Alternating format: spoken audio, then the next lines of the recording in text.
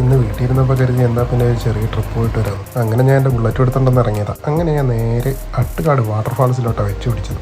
ഏകദേശം 1 കിലോമീറ്റർ ഇപ്പുറത്ത് നിന്ന് തന്നെ വെള്ളത്തിൻ്റെ അരപ്പ് നല്ല രീതിയിൽ കേൾക്കാൻ സാധിക്കുന്നുണ്ടായിരുന്നു. മെയിൻ റൂട്ടിൽ നിന്നും കുറച്ച് ഉള്ളിലോട്ട് മാറിയാണ് ഈ വാട്ടർഫാൾസ്. അതുകൊണ്ട് തന്നെ കുറച്ച് ഓഫ് റോഡ് ഓടിയാണ് ഇവിടെ എത്തിച്ചേരാൻ. അങ്ങനെ അവസാനം റീൽസിൽ മാത്രം കണ്ട് പരിചയമുള്ള അട്ടുകാട് വാട്ടർഫാൾസിൽ ഞാൻ എത്തിച്ചേർന്നു. ഇവിടെ എത്തിച്ചേർന്ന് മഴക്കാലം ആയതുകൊണ്ട് തന്നെ നല്ല രീതിയിൽ വെള്ളം ഉണ്ടായിരുന്നു കേട്ടോ. ആ വെള്ളച്ചാട്ടത്തിൻ്റെ തൊട്ട് സൈഡിലായിട്ട് തന്നെ ഒരു വീടുണ്ട് കേട്ടോ. ആ വീട്ടിൽ അമ്മയ്ക്ക് ഒരു 20 രൂപ കൊടുത്തു കഴിഞ്ഞാൽ നമുക്ക് ആ വീടിൻ്റെ മണ്ട കയറി നിന്നിട്ട് ആ വെള്ളച്ചാട്ടത്തിൻ്റെ ഭംഗി നല്ല രീതിയിൽ ആസ്വദിക്കാം. ഈ വെള്ളച്ചാട്ടത്തിൻ്റെ സൗന്ദര്യം ഇതേ കണക്ക് ആസ്വദിക്കണമെന്നുണ്ടെങ്കിൽ മഴക്കാലത്ത് തന്നെ ഇവിടെ വരണം. നോക്കി ആ വെള്ളം കുത്തി ഒലിച്ച് ഒഴുകുന്ന തന്നെ കാണാൻ എന്തൊരു ഭംഗിയാണ്. ഈ വെള്ളച്ചാട്ടത്തിൻ്റെ ഭംഗി കണ്ട് ആസ്വദിക്കാനല്ലാതെ ഇറങ്ങി കുളിക്കാനായിട്ട് ആരും ഇങ്ങോട്ട് വരികയേ വേണ്ട കേട്ടോ. അങ്ങനെ അവസാനം വെള്ളച്ചാട്ടത്തിൻ്റെ ഭംഗിയെല്ലാം കണ്ട് ആസ്വദിച്ചതിന് ശേഷം അവിടെ ഡ്രോണുമായിട്ട് കുറച്ച് ആൾക്കാരുണ്ടായിരുന്നു. അവരോട് 2-3 ഷോട്ട് എടുത്ത് തരാൻ പറഞ്ഞപ്പം അവരാ ഡ്രോൺ വെച്ചിട്ട് എനിക്കൊരു 3-4 ഷോട്ട് എടുത്തത്. നല്ല അടിപൊളി ഷോട്ടുകൾ കേട്ടോ അവരെടുത്തതല്ല. ശരിക്കും മൂന്നാറിൻ്റെ ഭംഗി ആസ്വദിക്കണമെങ്കിൽ ഈ മഴക്കാലത്ത് തന്നെ വരണമെന്ന് ഞാൻ എല്ലാവരോടും പറയും. കാരണം മഴക്കാലത്ത് മൂന്നാറിൻ്റെ ഭംഗിയൊന്നും വേറെയല്ല. അതിനകത്ത് കുത്തിയിരിക്കുന്ന പെരുവഴിയത്ത് വരണമെന്നല്ല കേട്ടോ. അങ്ങനെ അട്ടുകാട് വാട്ടർഫാൾസിലെ കാഴ്ചകളെല്ലാം കണ്ടിരുന്നപ്പോൾ എന്താ വിചാരിച്ചു ഇനി അടുത്ത ഇരവികുളം നാഷണൽ പാർക്കിലോട്ട് വെച്ച് പിടിക്കാമെന്ന്.